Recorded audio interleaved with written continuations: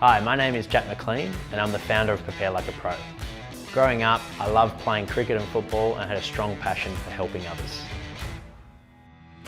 Over the past 11 years working in the industry, I've been lucky enough to have worked alongside Sean Murphy, the head strength and conditioning coach at Essendon, Luke Boyd, physical performance manager at Hawthorn, and interned under Andrew Russell, high performance director at Carlton.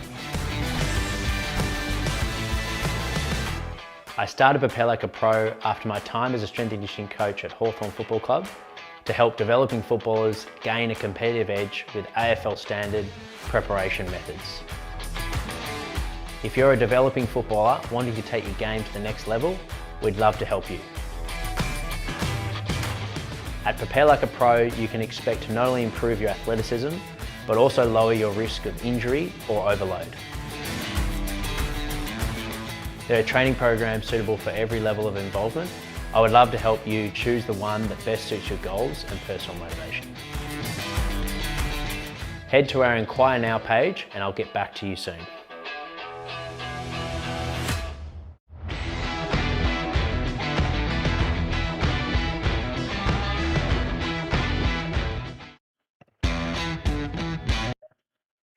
Welcome back to the Prepare Like a Pro live chat show. My name is Jack McLean. I'm the host, and tonight on the show we have Gavin Bell, also known as Belly. He's the head of development at West Coast Eagles Football Club and has worked at the West Coast Eagles for the last 14 years. He began as a development coach, focusing on the young midfield players initially.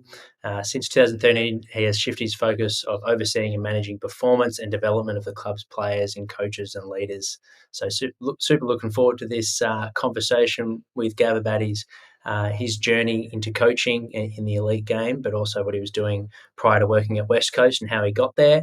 Our mission here at Prepare Like a Pro is to empower aspiring athletes and staff with practical knowledge from some of the industry's most inspiring individuals and to strengthen the AFL community.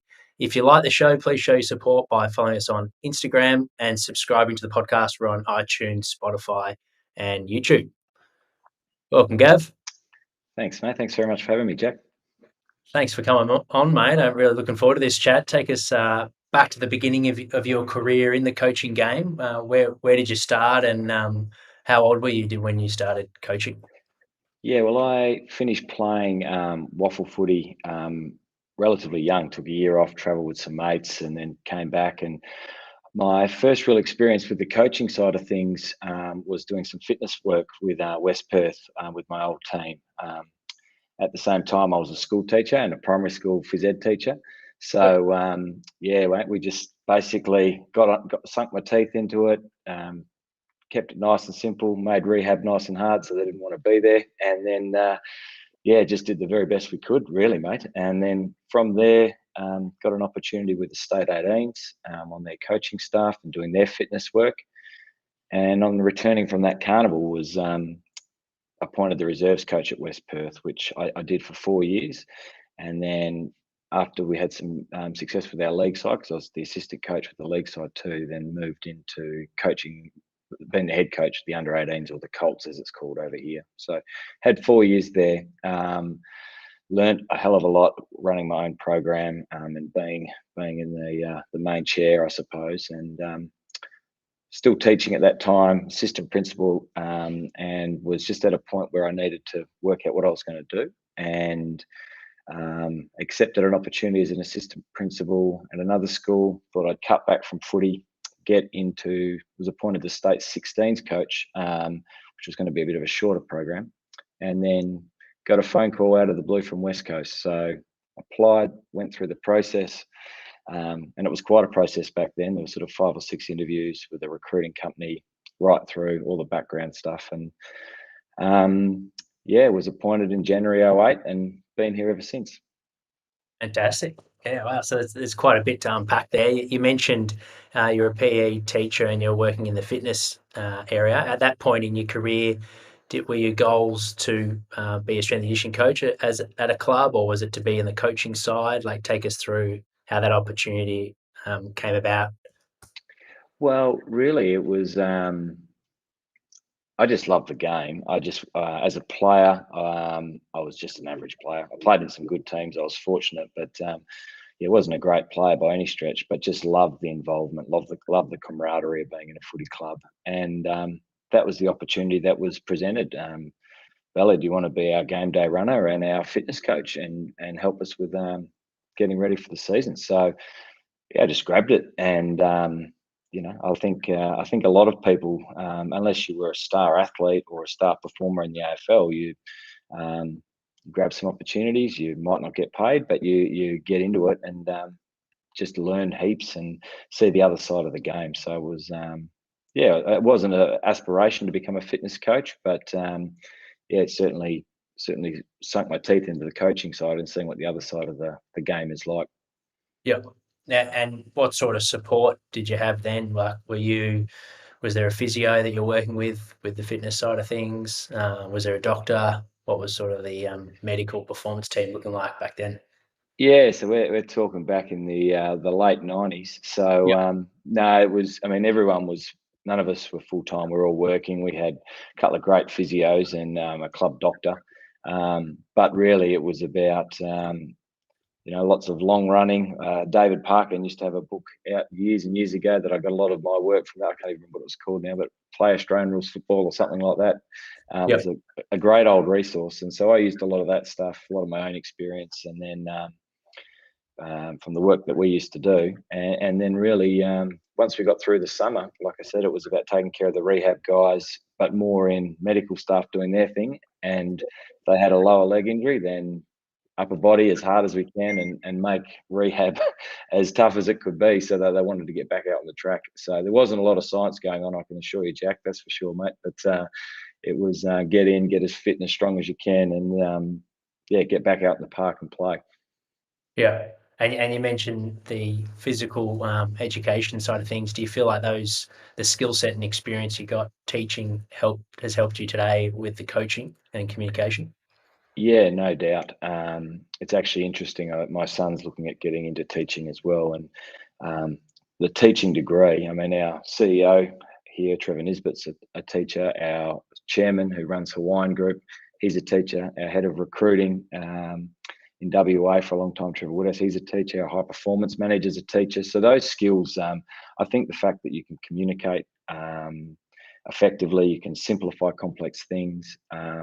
There's a side to you, I guess, that is really invested, like in your promo there, that you're keen to help people grow and to improve. And I guess what was a real eye opener for me is that I'd be teaching in the classroom, and lots of pastoral care, lots of time spent and breaking things down, and then it just took a while for me to be able to bring those skills into my coaching because.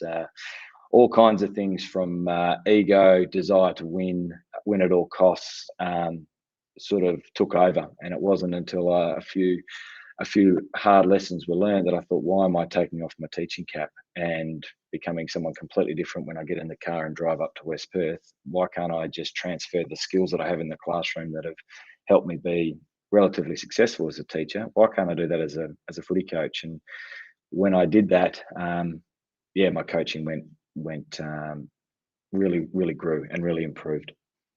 Yeah, right. That's interesting. How did you come to that realization? Was there personal frustration? Was it a gut There's a feeling? couple of incidences, mate. I actually hurt myself at halftime, getting a bit carried away with things, I suppose. Yeah. But I guess at the same time, I was so concerned what other people thought. Really, I think that was what was happening, and my life away from football was quite. There was quite a lot happening. My mum wasn't well. I had little kids.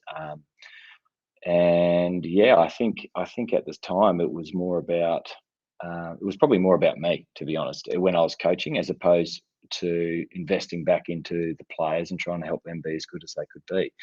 So yeah, there's a couple of things, and a couple of good mates of mine that were coaching up at the club at the time, Jeff Valentine, Darren Harris in particular, particularly Harrow, sort of saying to me like, "Mate, you've been a different sort of fella here. What's going on when you get into the coach's box?" And yeah, and really, I mean, I was still only in my 20s, and maybe early 30s. But yeah, at the end of the day, and on reflection now, and I can pass that lesson on with the coaches that I have here, that I work with here, that it was really about me, which is embarrassing to say now, but it's been important for my growth and my development as a coach.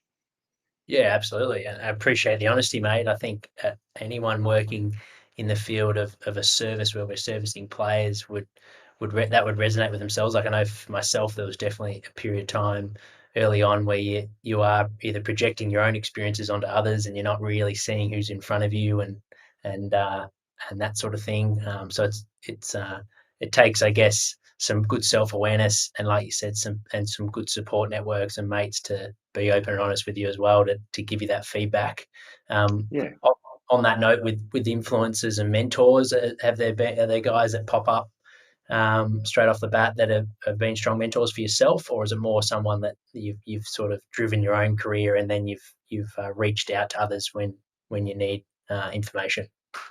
Yeah, I've been blessed. I coming through a club like West Perth. There's been my two senior coaches there, Jeff Geishan and John Dimmer, were fantastic coaches.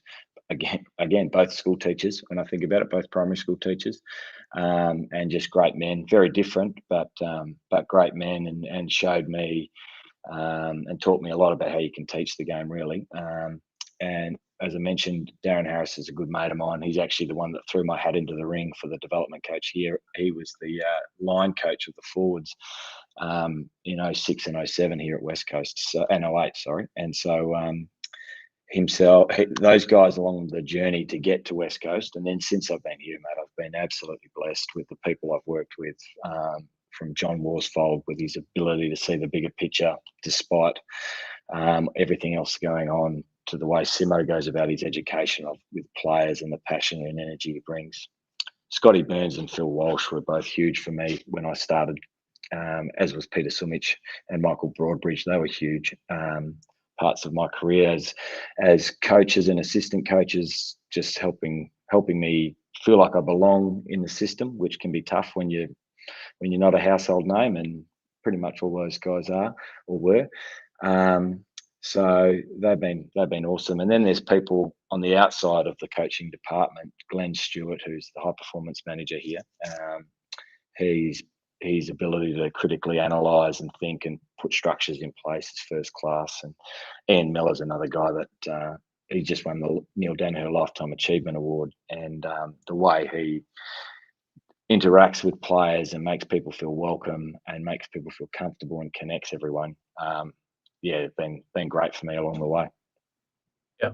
And in terms of that, like, how do you go about your own personal craft and development? Like, do you go through phases where you're like this, I'm going to focus on communication and get obsessed about that? Or is it more day by day areas of your coaching where you feel like, oh, I'm lagging a little bit there. I'm going to speak to this person on that because they're an expert.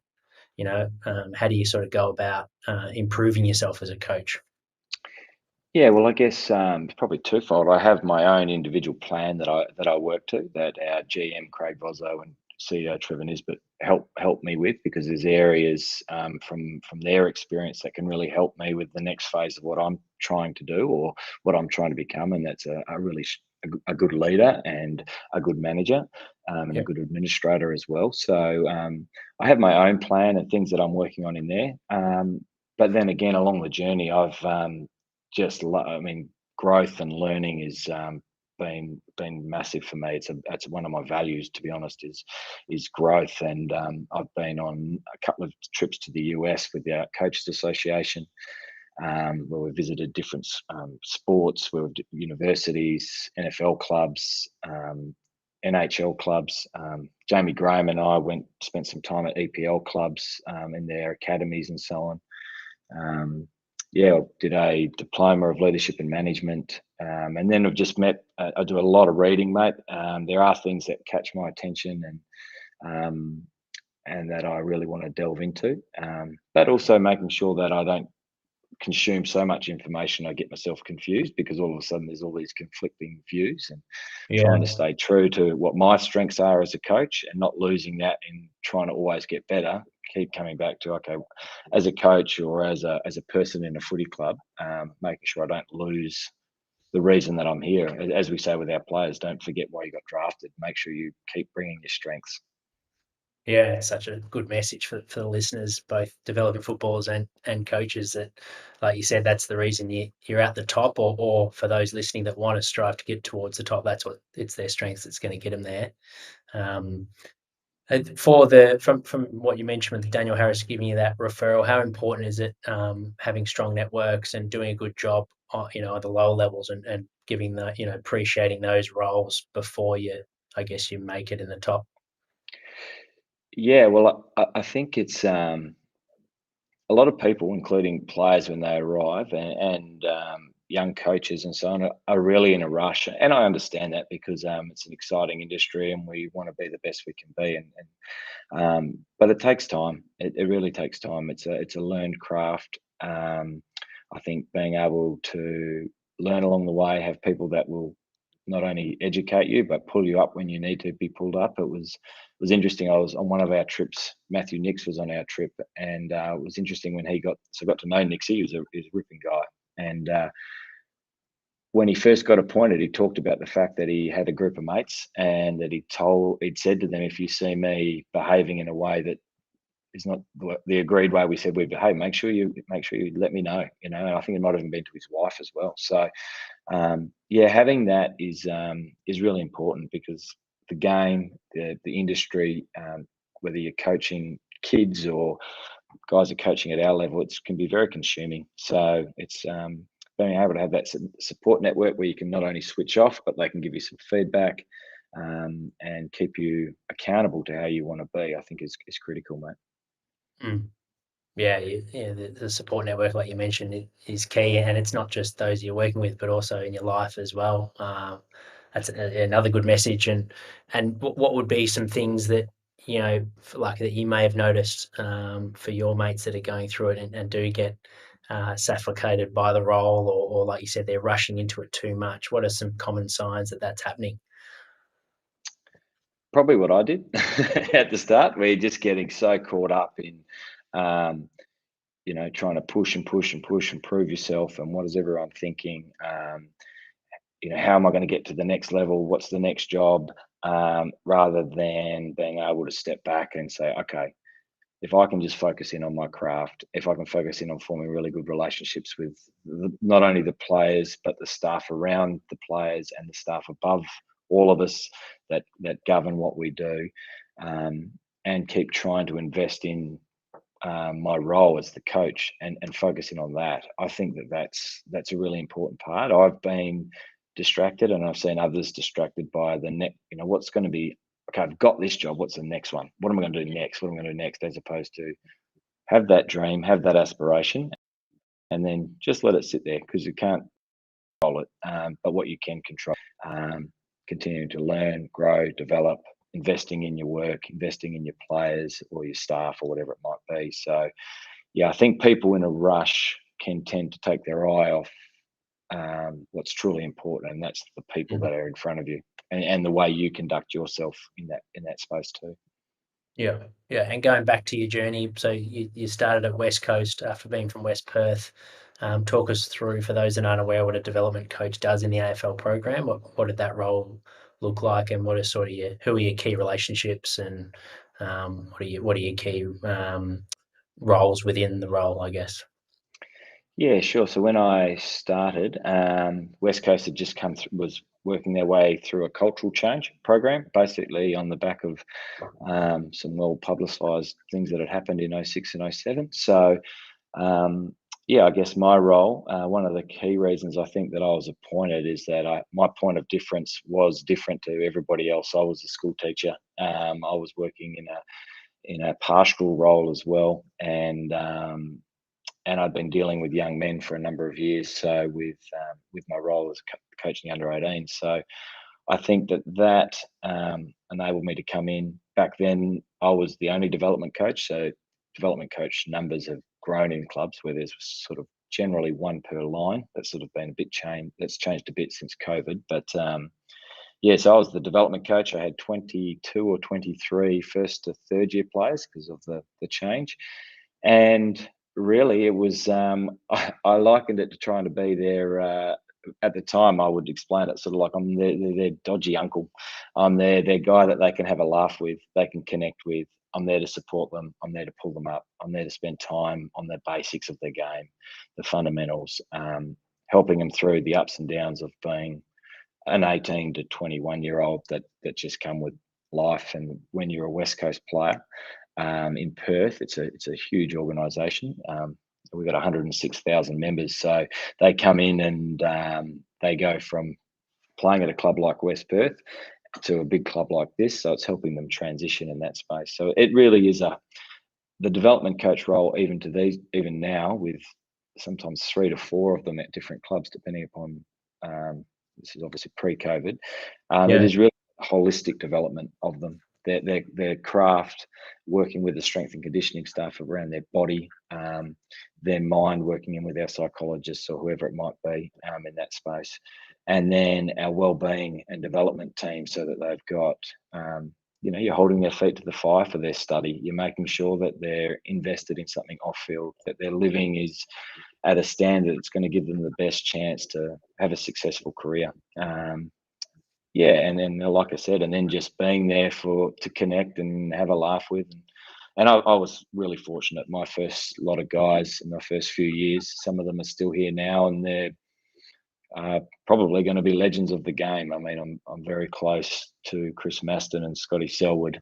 They were in my first sort of crew, and Brad Ebert, and then Nick Natanui and Luke Shuey were in my next group, and I'm incredibly close to those two guys and extremely proud to be not only involved in what they've done, but to be sort of friends with them, to be honest. So, and because I've been here for so long, I've seen lots of great players come in and have an impact, and some of us have gone through a hard time together too. We've come last, and we've also won the flag. So been through all those with a large group of fellas.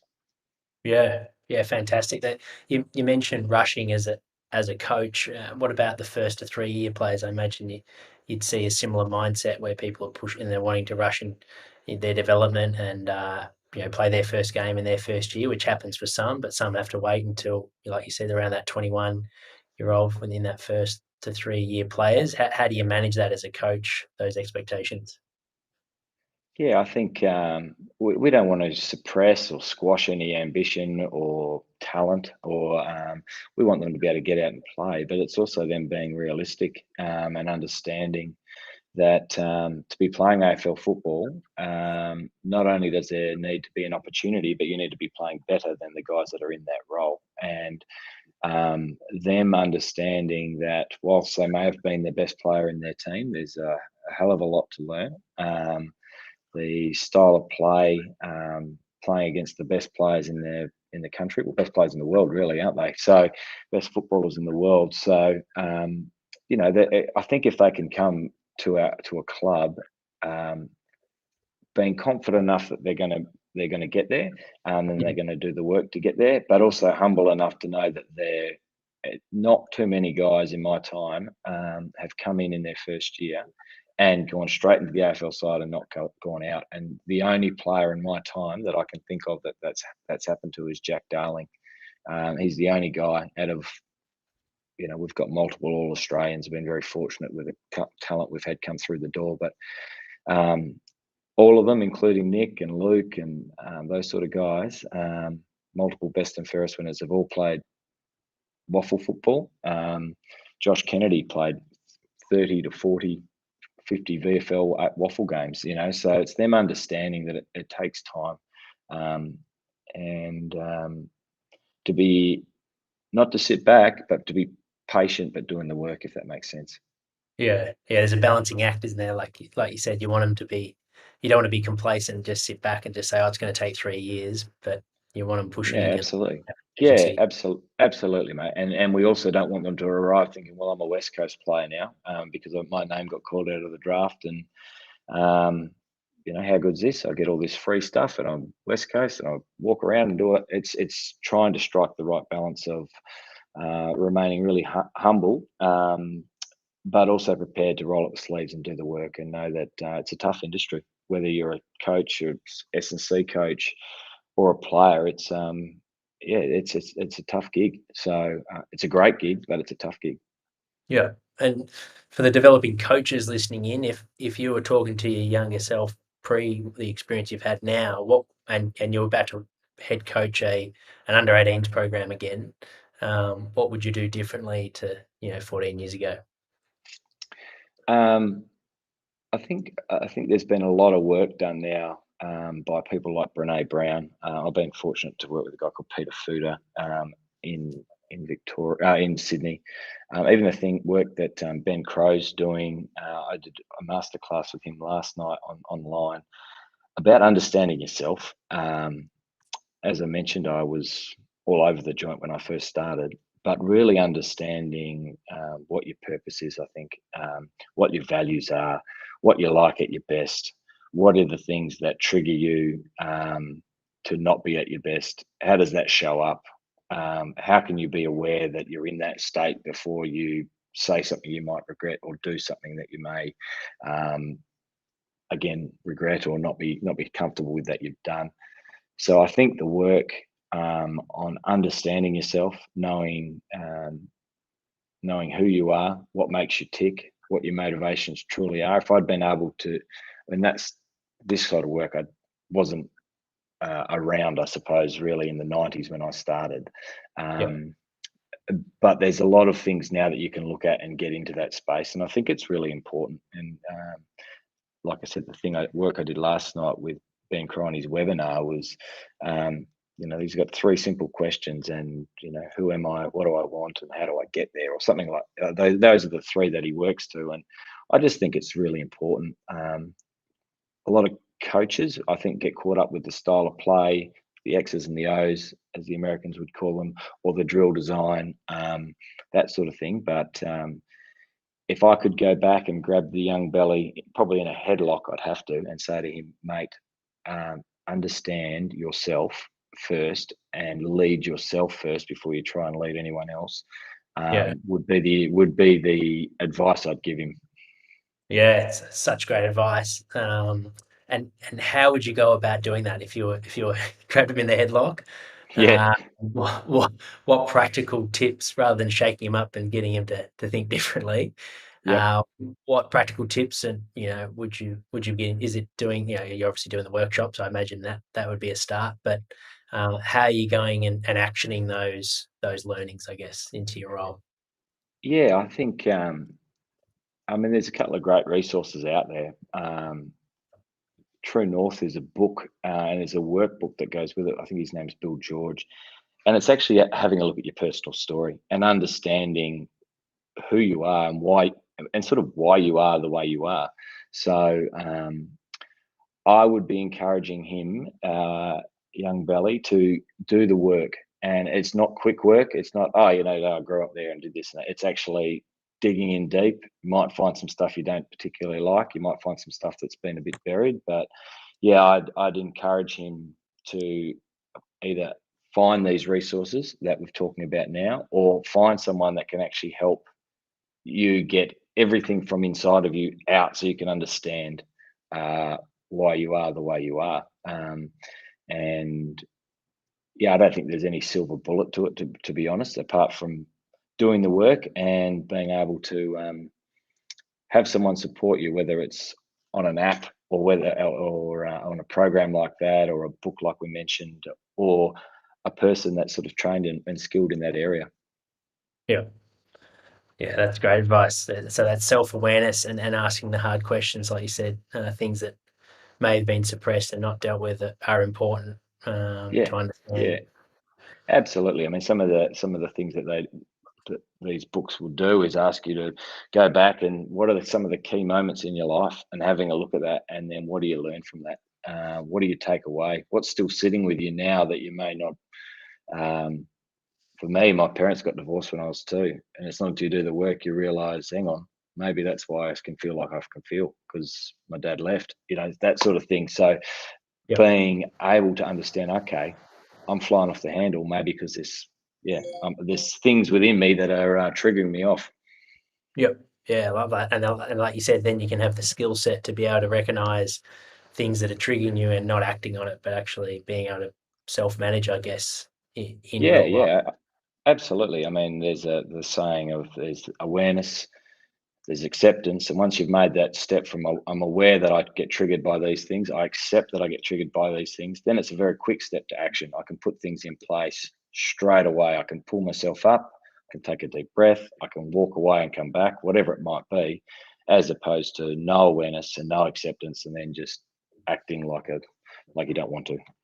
Yeah, yeah. And there's a real sense of responsibility in your own self, I guess, then as well, in your own craft, and that once you start owning that, it's like you said, you've got to teach yourself to lead well first before you can teach. It's almost like you're looking within yourself to see how much impact you can do on yourself first, and then you'll be able to help others. Yeah, absolutely. And with the role, you've like you said, there's been a huge amount of success, and then also challenges. We'll go to the challenges first. What's been some of the biggest challenges over the last 13, 14 years, and what did you learn from it? Well, whilst I wasn't frontline to the wooden spoon, yeah, I mean, I was in amongst the group and part of it all. But the key learning for me was John Worsfold being able to have a really clear vision and being able to work towards that vision.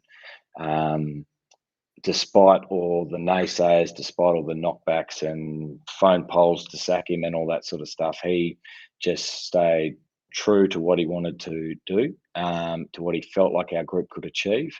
And it wasn't just blind faith. He had, or blind faith, I should say. He had a lot of things in place to actually help us get to that pathway. But having someone in a time of football crisis, it's wasn't an easy time. Have someone that was able to show us the way we're trying to head, keep us on track, keep himself on track, and get us out of it. And then so we went from wooden spoon. And if you look at articles which I've got from back in that year, he's talking about being ready to challenge for a premiership.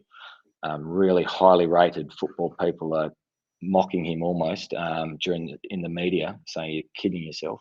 And then in 2011, we made a prelim. So, I think that has been a critical lesson for me, or crucial lesson for me in our industry, is you can't sweep what's going on under the carpet.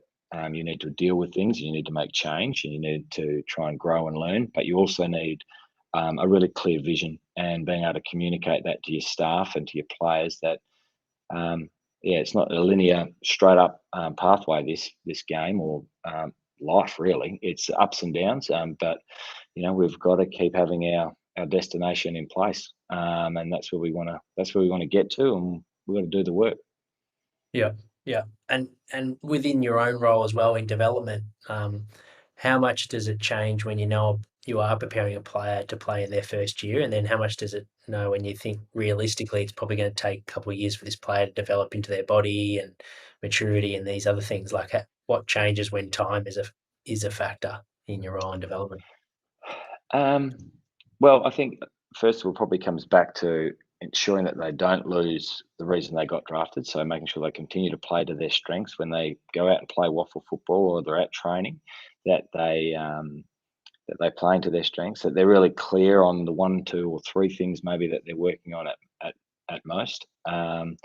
And it's just that gradual path, really. It's trying to at times you need to get in front of them and say, right, it's this way. At times you need to get behind them and keep pushing them along, and other times it's walking beside them. I guess there hasn't been any real difference in how I've been able to, in my approach to whether I've had Luke Shuey or whether I've had a young guy that you would never have heard of before that sort of was in and out of the system in a couple of years. Try to give them as much time and as much care and as much information without going overs, and support that we can, really. And everyone's journey is different, just like in coaching. Everyone, whether you're an S&C, a footy coach as well, everyone's journey is going to be different. And it's just important to be able to invest time, really, and keep them also probably picturing towards their vision and doing the work that's required. Yeah, and you mentioned the individual plan that you have, and your how important it is to seek information, but also not overwhelm yourself with too much. Yep. How do you have that approach with players? Like, do they have one area that they're focusing on, or two areas? Is it broken up into different categories from nutrition to football craft? Take us through how a young AFL player goes about their development from a month by month point of view. Yeah, well, each player, as does each coach, has an individual plan, and really, we use the philosophy. There's three things you can train: your craft, your body, and your mind. So, what's the priority in those areas? Sometimes they're going to all cross over. So we go down that path, looking at the different ways that we can get the best out of our players in those three key areas.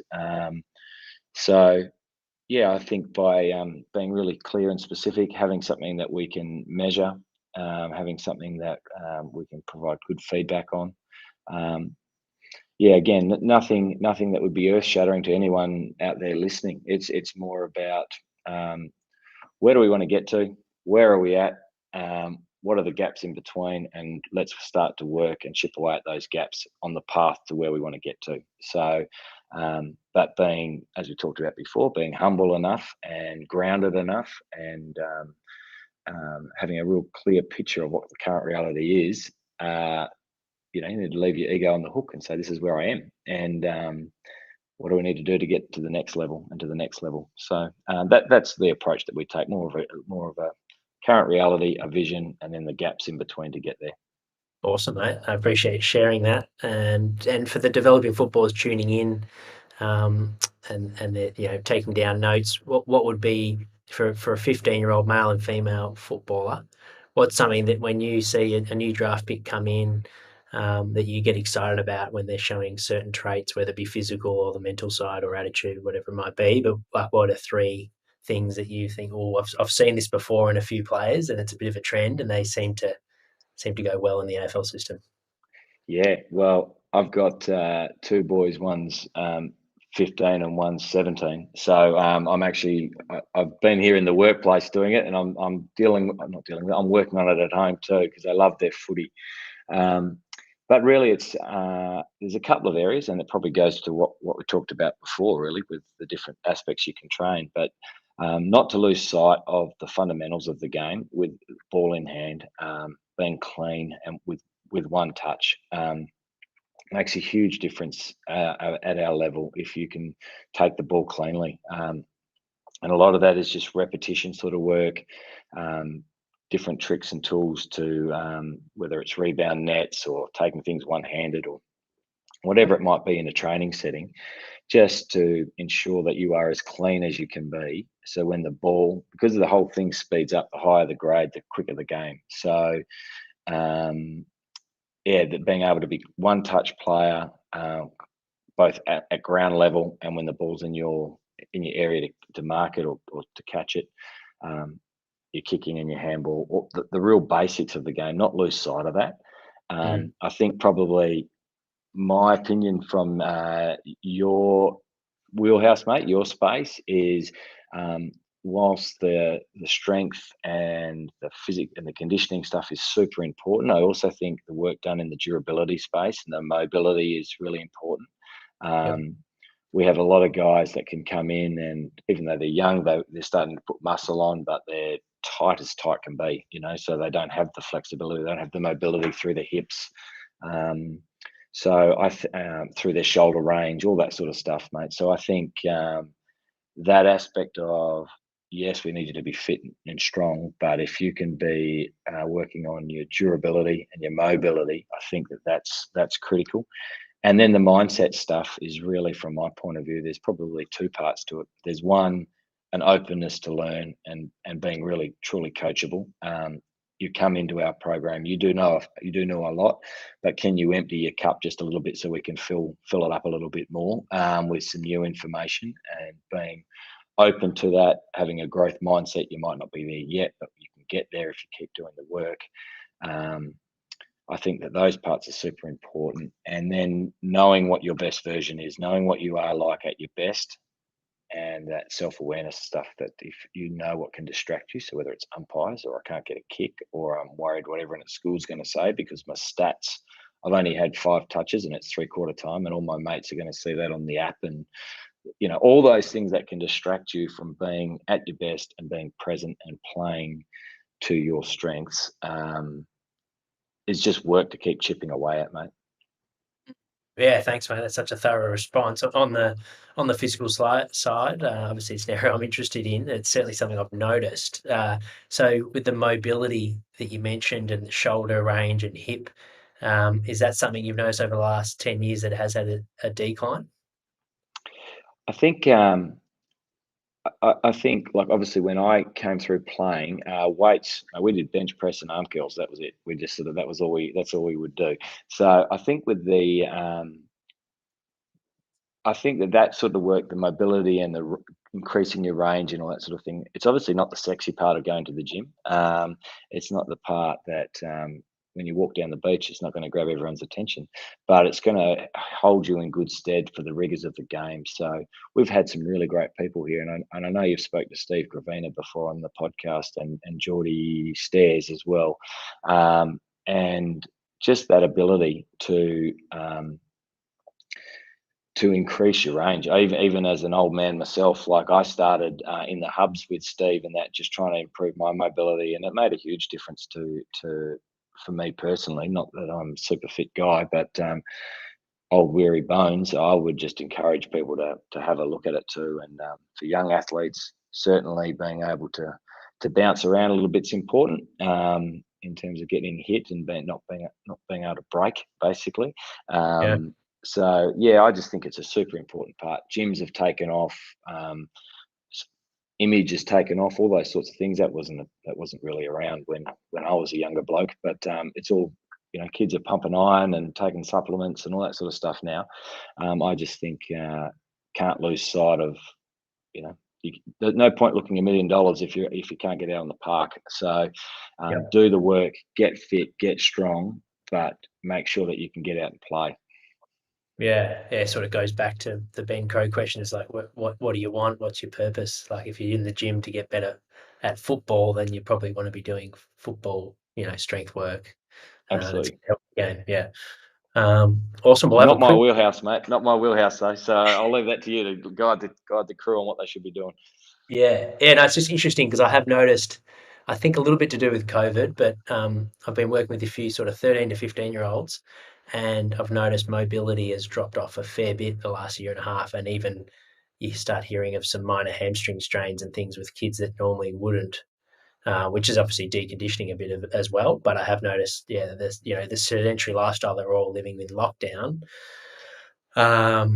is playing its part with mobility and more sitting and yeah, just getting tighter through shoulders and hips. So I think it is, for those listening, if you can start doing some yoga or some Pilates, or even just getting on the foam roller and stretching and little things like that, they do play a part. And hearing it from the top, like you said, it's going to help your game. It's going to help you bounce up, keep your feet. So from a performance point of view, it's so important. But also, like you said, Geordie Stairs and Steve Green, from an injury prevention point of view, it's critical. So yeah, thanks for touching on that, mate. No worries. We'll have a short drink break, and this is a little video about our academy. Hi, I'm Jack McLean, an AFL football strength and conditioning coach, and I want to introduce you to the Prepare Like a Pro Academy. Our academy is a subscription-based platform where you can sign up to be a part of our community.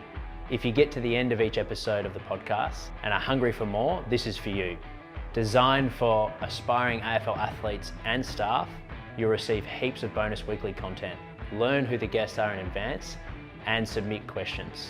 Access to our Facebook group with Jack and other Prepare Like a Pro coaches. You'll be able to receive merchandise, program discounts and freebies, and get free access to our live events, exercise technique database, and much more. This is a great way for you to support the podcast, and it helps me with production and release of epic content for you guys each week. Your contribution goes a long way in making the Prepare Like a Pro community possible. For a small monthly fee, you'll have access to all of the special content released on our Academy forums. There's no lock-in and you can cancel absolutely anytime.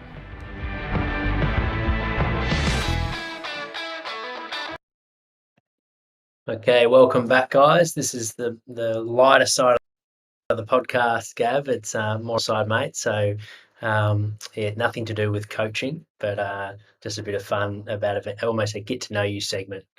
No So worries. the first one, which movie or TV series has impacted you the most and why?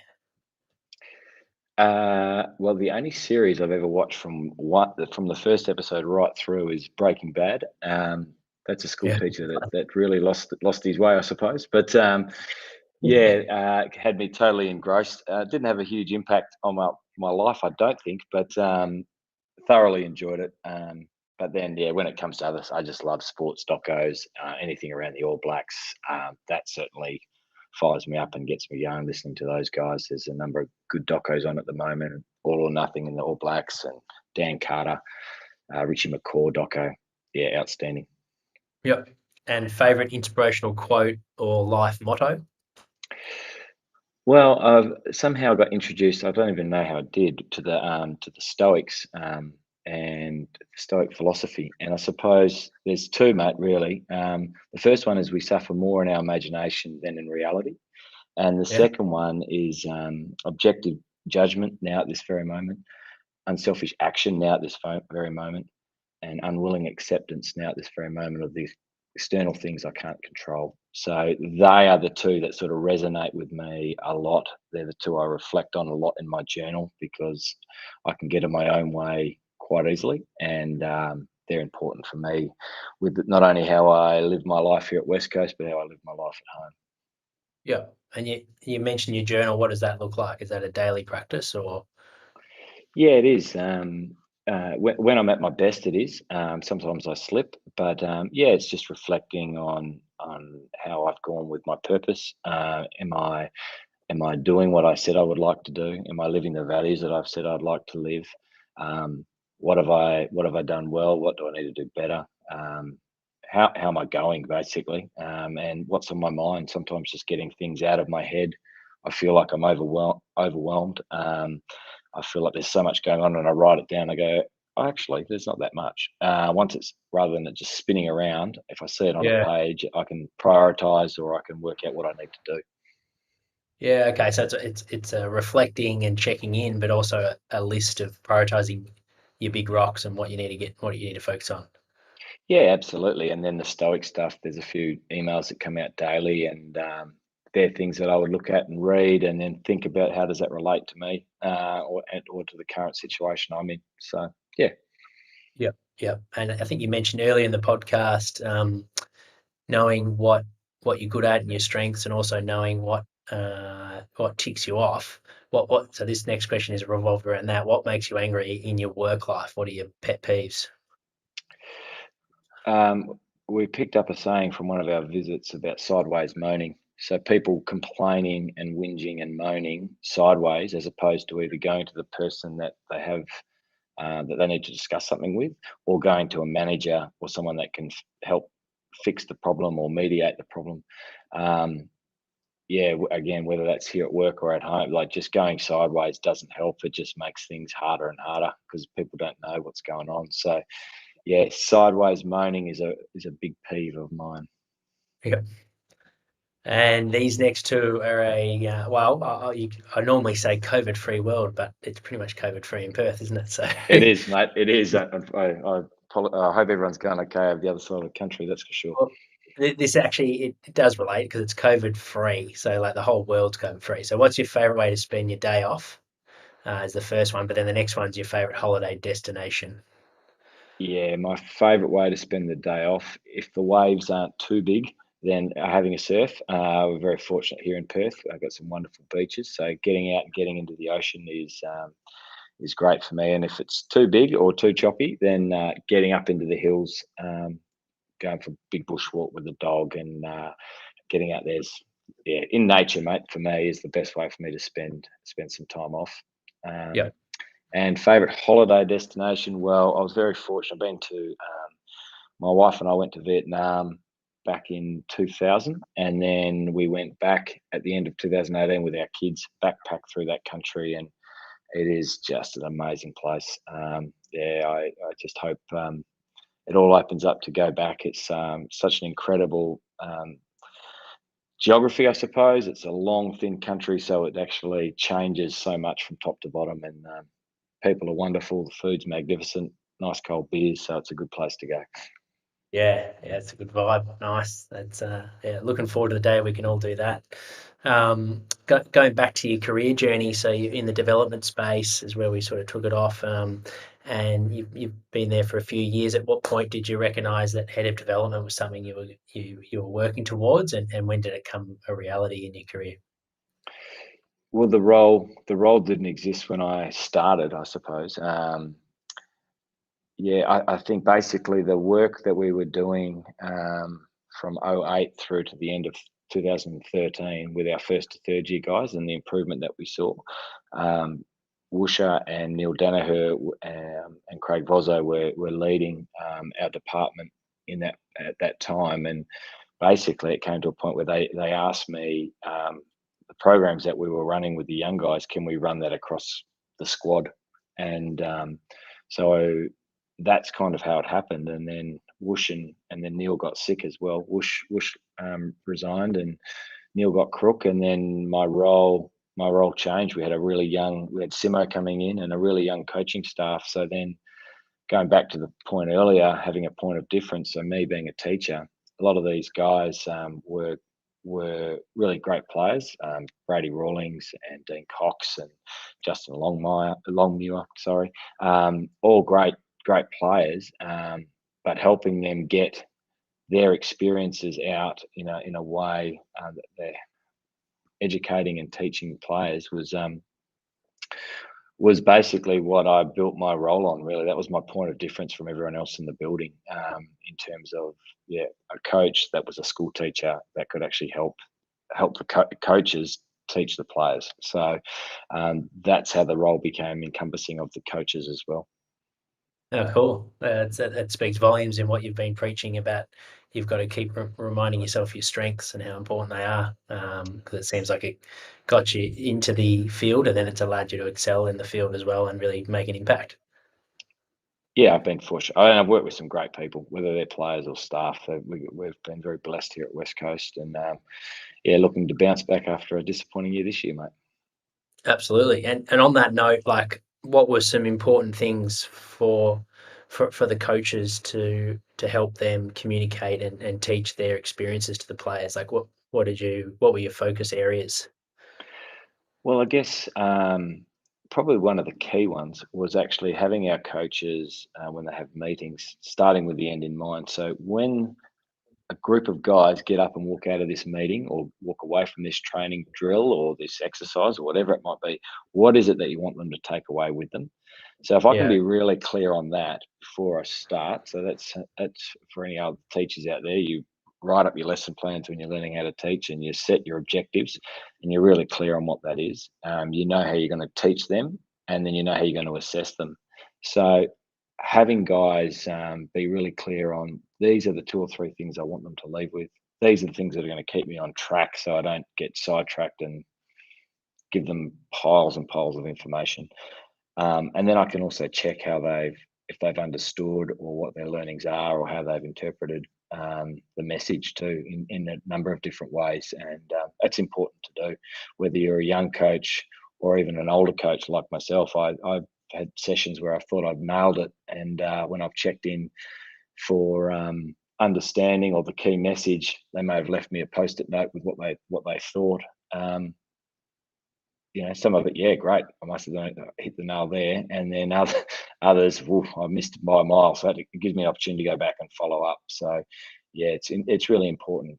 What do I want them to get out of this? Making sure that my teaching is in and around that, and then how am I going to check they've got it, as opposed to any questions? No, right, go off you.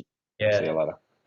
Yeah, okay. So feedback's critical, and you mentioned the players would write poster notes, and that's almost your own personal assessment to see, how congruent your session plan was to the outcome of what the players absorbed.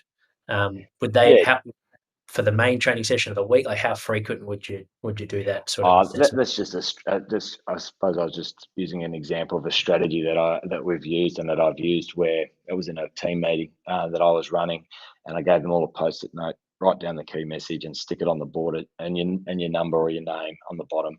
and stick it on the board as you walk out. It's just a strategy that, so then I can go around and have a look at what they took and then follow up with those that I need to.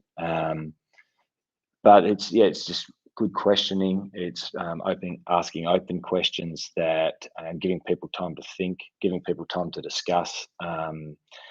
So rather than saying, "Hey Jack, what should this guy do here?" and then you're under the pump, and then everyone else is off the hook. It's like, okay, I'm going to ask some of you guys, what's the key message out of this meeting, or what should this player be doing on this screen? Have a chat with your partner, work it out. I'm going to be calling on one of you, so just be ready to go. So then everyone's engaged. I guess it's trying to keep our players, whether it's at training or in meetings, as engaged as the presenters are. Yep. And going into those important meetings, how many key points would you typically have?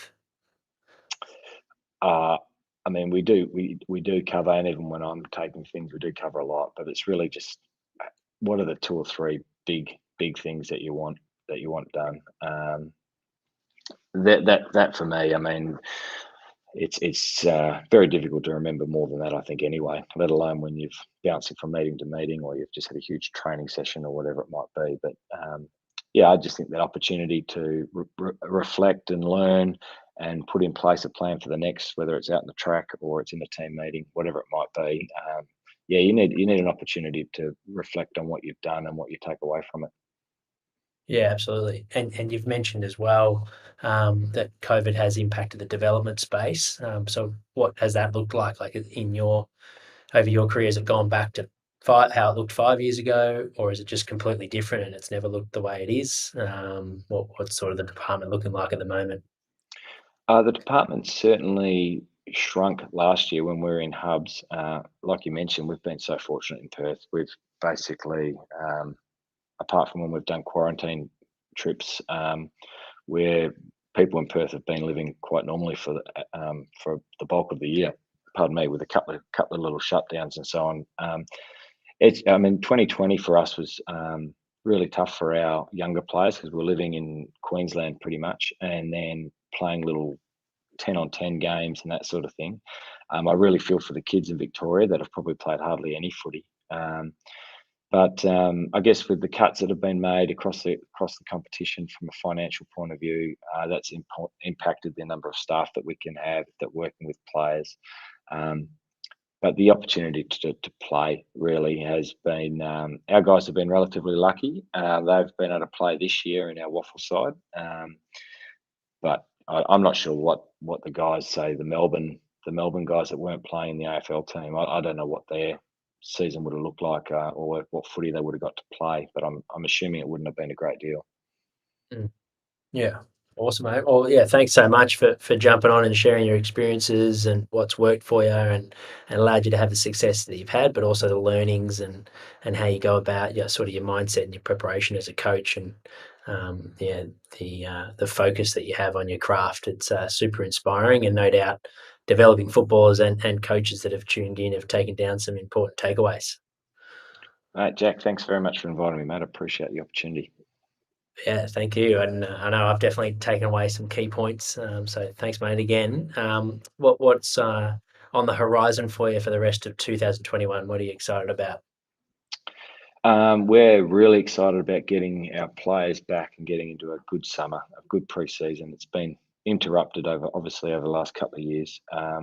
All things going well, our pre-season will start on the 22nd of November. So really keen to get that underway.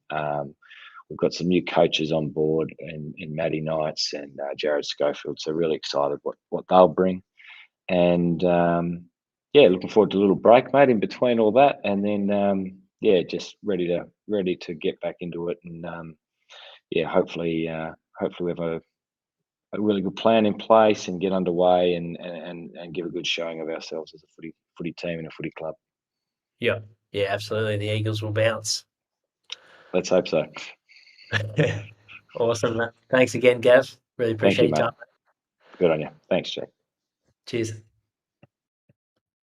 Thanks for tuning in, guys. For those that didn't watch the whole episode, make sure to watch the recording on our YouTube channel, where you can watch the chat we just had with Gavin. Really recommend it. It was a super informative chat, and you can see the experience that Gavin's had with teaching background.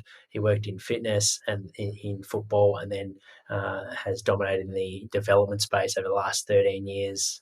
Really clear with his communication, and all throughout the whole chat, you can see the teaching experience coming in and being intentional with the time that you have with the athletes. And for the footballers listening in, no doubt you guys took down some important takeaways with the pillars that the West Coast Eagles have in their development space, and how important it is to focus on your strengths and work on those. So thanks for tuning in, guys. Our next live interview will be with Gary Baker on Monday at 11 a.m. So make sure to tune in then. Cheers.